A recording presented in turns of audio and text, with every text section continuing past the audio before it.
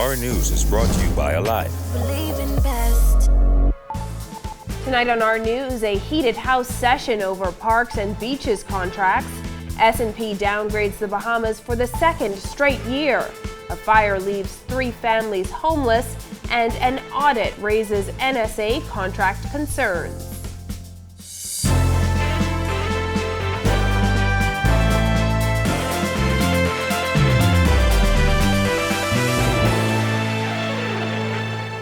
Welcome to Our News, and thanks for joining us. I'm Christina Dragovich.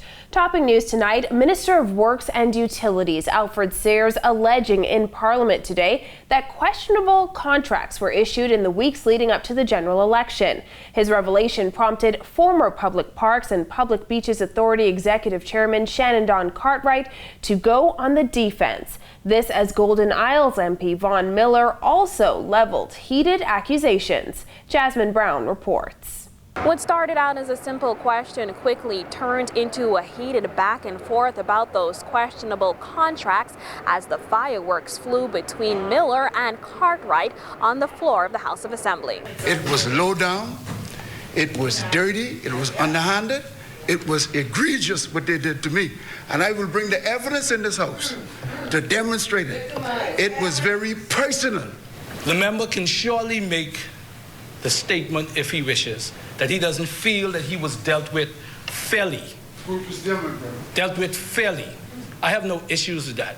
But to suggest that this member tried personally, Madam Speaker, tried personally to deprive or disadvantage the member.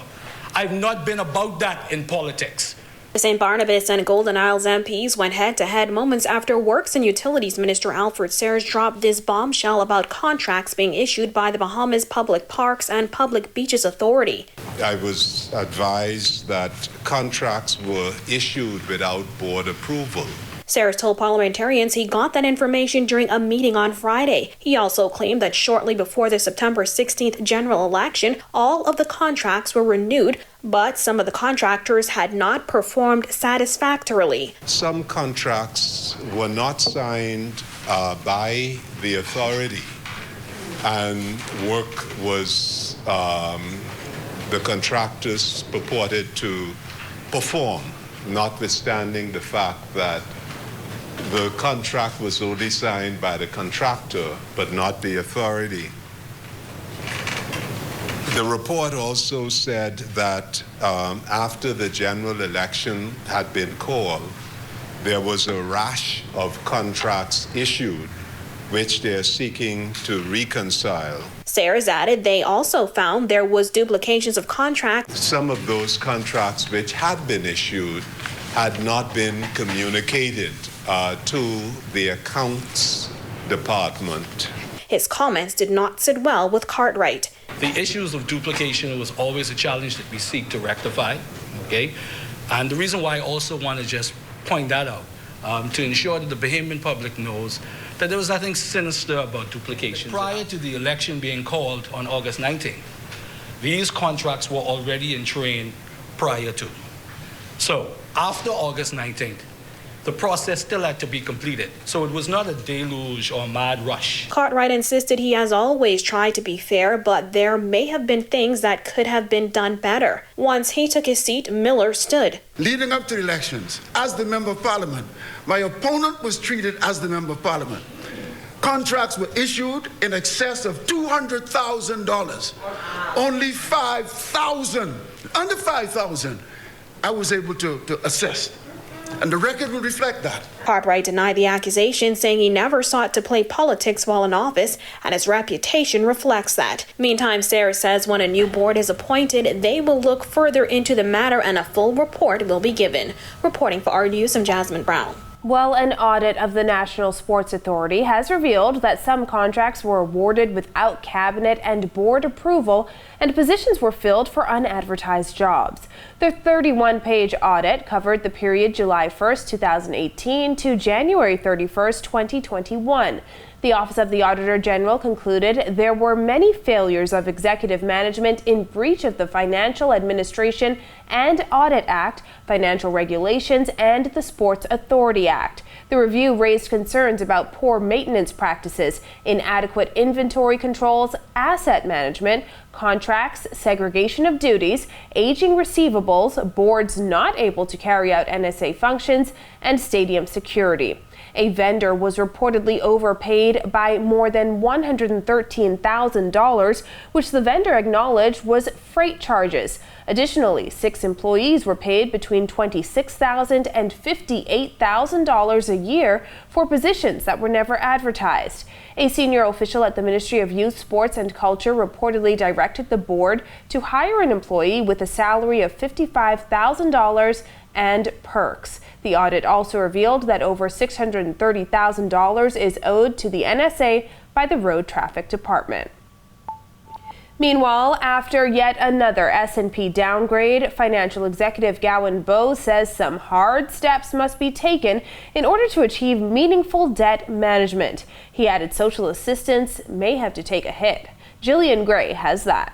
For the second consecutive year, the Bahamas has been downgraded by international credit rating agency Standard & Poor. The downgrade was not exactly surprising, according to Gowan Bowe, who pointed to the country's economic hardships over the last 2 years. Have the metrics that you would measure someone's creditworthiness, have they improved or deteriorated? And so, sadly, they have deteriorated. And that's largely been driven, as we know, by what initiated it in being Hurricane Dorian, which took a significant portion or material portion of our GDP out, and then the global pandemic. After debt climbed to almost $2.4 billion or 86.6% of GDP, S&P downgraded the Bahamas to BB negative. In its release Friday, S&P did, however, say it believes the country is on the right track, pegging the outlook as stable. Public finance reform and the economic recovery currently underway in the tourism sector all point in the right direction, according to S&P. For Bowe, the Bahamas must move to a more stable plan that transcends administrations. If we are going to really arrest the circumstances that we're in, we need to have a clear vision for a long period of time, not an election cycle.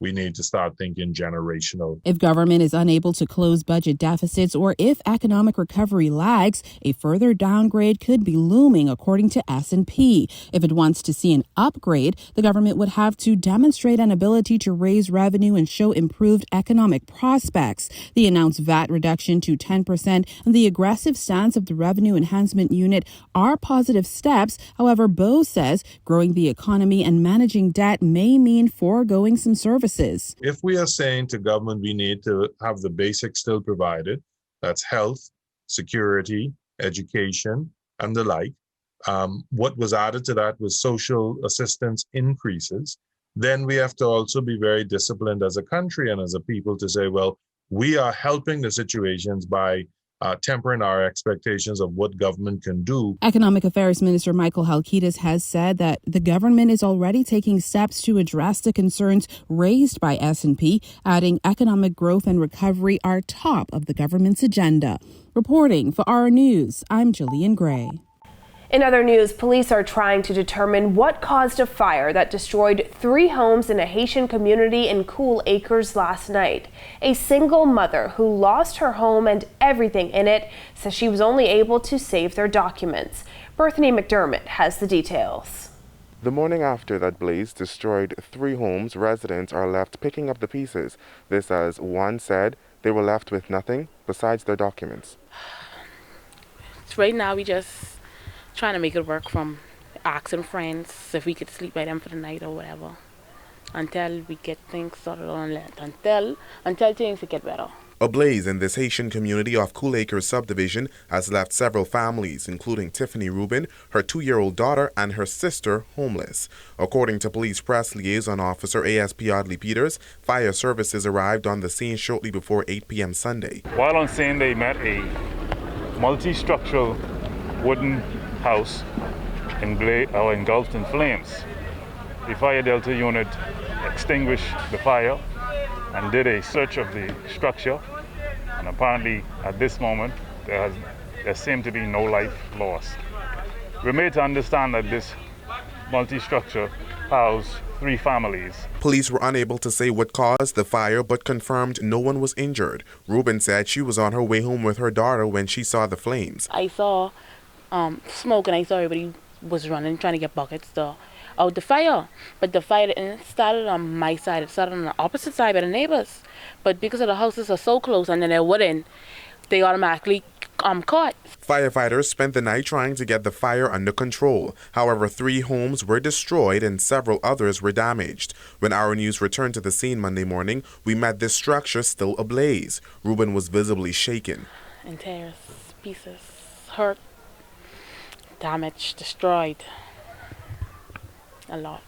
So the first thing that run to my mind was, okay, let me run get documents. So only thing I was managed to get was documents, because I was in the process of working on my daughter's passport and looking for a job. So the only thing I was able to get. I wasn't able to get nothing else. Everything, clothes, shoes, everything gone. So at the moment we don't have anything. Reporting for Our News, I'm Berthany McDermott.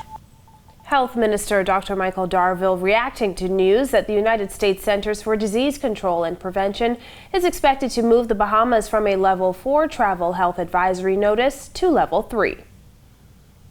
As of last week Friday, the Bahamas was upgraded from Level 4 to Level 3 on the CDC travel health notice, and that notice will be posted on their website today, Monday, November the 15th, 2021. The previous Level 4 signaled that travelers to the Bahamas should be avoided.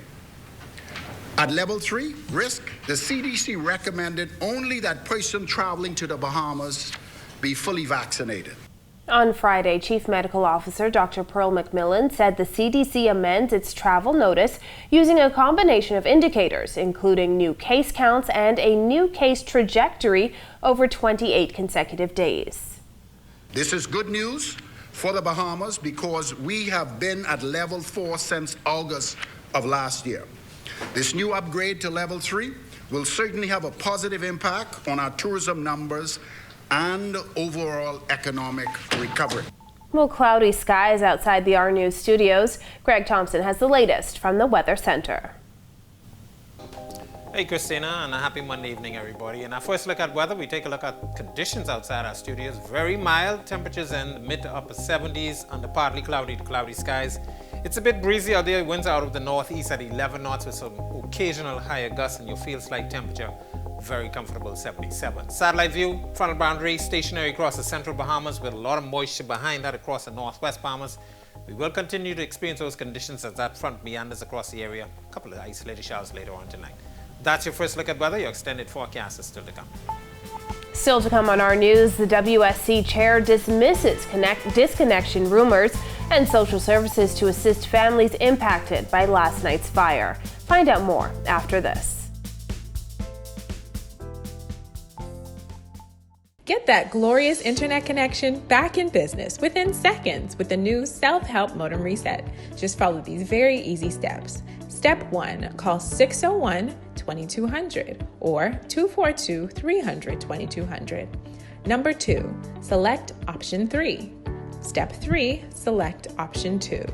Step 4, enter your 8-digit account number. Step 5, follow the prompts. It's really that simple. Rev, you and us together. The Water and Sewage Corporation chairman has dismissed rumors of a disconnection exercise as political mischief. In a statement on Facebook, WSC said the corporation will commence disconnections of all outstanding accounts beginning November 15th on New Providence and the Family Islands. No, everything is still the same because right now, people are just getting back to work. So everything is still on hold for now.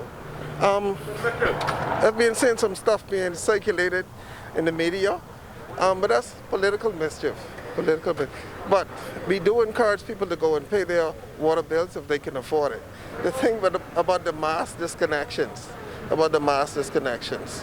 So, people, I'm still disappointed in the way the former administration and the F&Ms on that side is still being, it's time that we get together and let's make it work for Bahamians.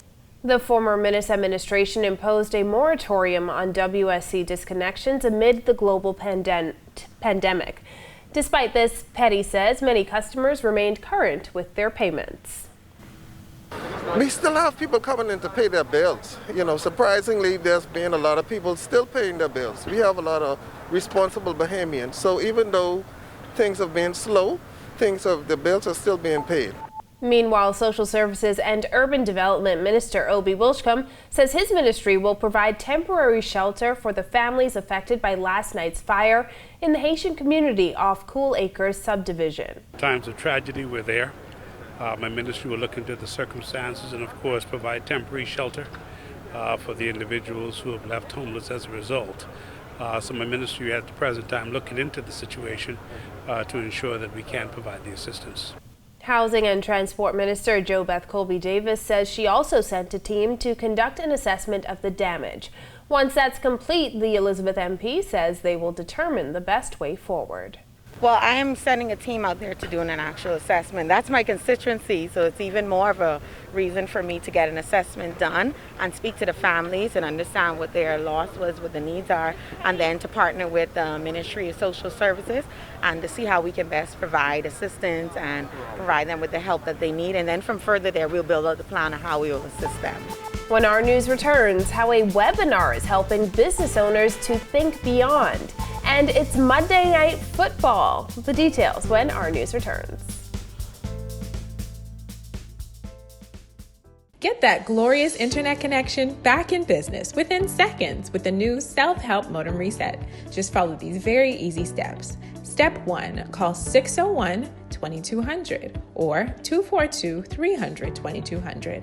Number 2, select option 3. Step 3, select option 2. Step 4, enter your 8-digit account number. Step 5, follow the prompts. It's really that simple. Rev, you and us together.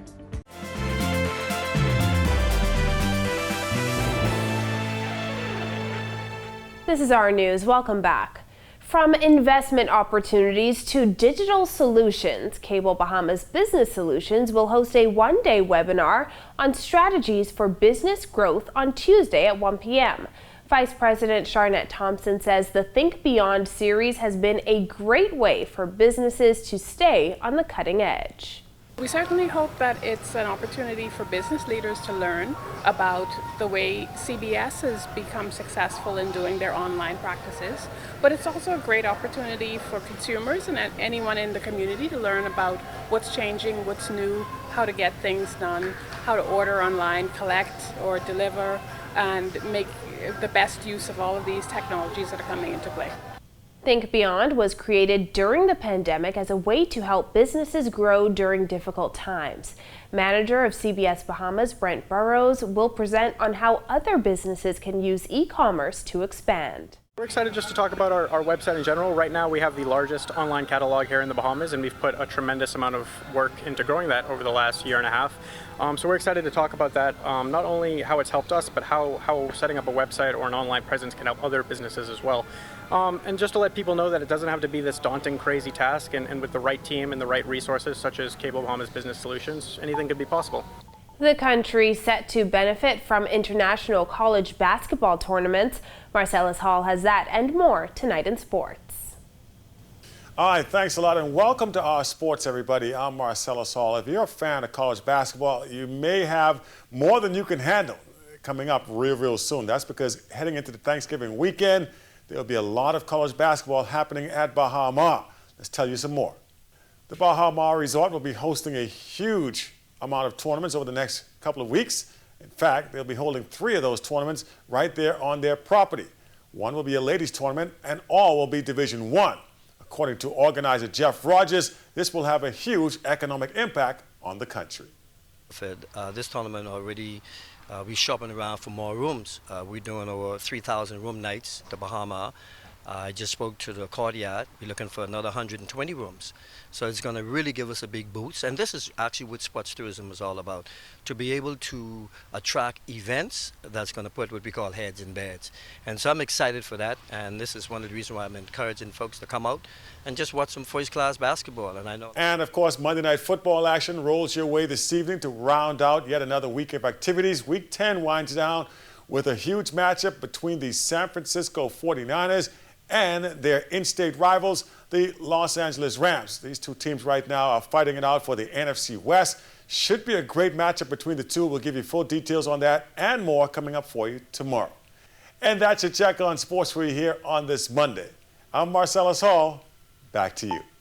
It's now time for tonight's Financial Market Minute, brought to you by RF, your local investment bank.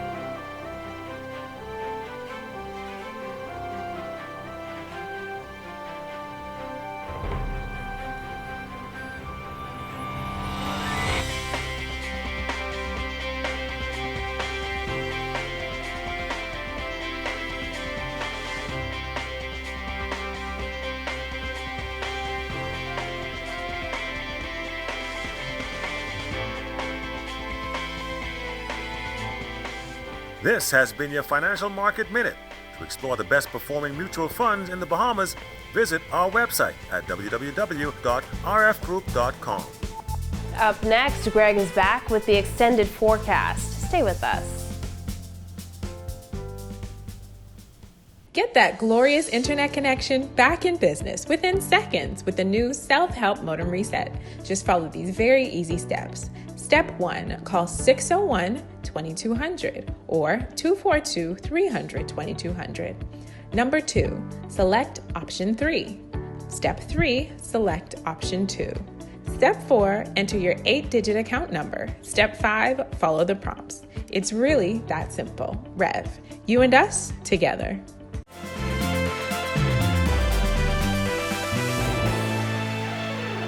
Welcome back to our news. Breezy conditions ahead. Greg is back in the Weather Center. Thanks again, Christina, and welcome back, everybody, for your second look at weather. We have some activity across our area as the frontal boundary remains stationary across the central Bahamas. We have that moisture feed coming out of the tropics across our area, so some cloudy conditions expected across the northwest and central parts of the central Bahamas with that frontal boundary hanging out. Will meander for a couple of days before it lifts back towards the north with some more showers and thunderstorms expected in the forecast. You'll see that in an extended forecast. The remainder of the tropics quiet, and tropical cyclone formation is not expected as we wind down the last 2 weeks of the Atlantic hurricane season. Boating forecast for all areas tonight through tomorrow. Your winds will be out of the northeast at 15 to 20 knots. Caution flag posted. Seas very rough out there, 4 to 7 feet. Tide is presently low. Will be high at 11:21 tonight. Here's a look now at your national forecast.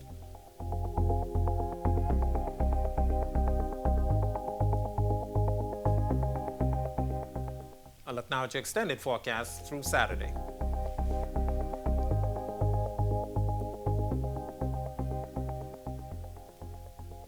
We could see some more tropical moisture moving into our area by the end of the week, so some showers in the forecast. Back to you, Christina.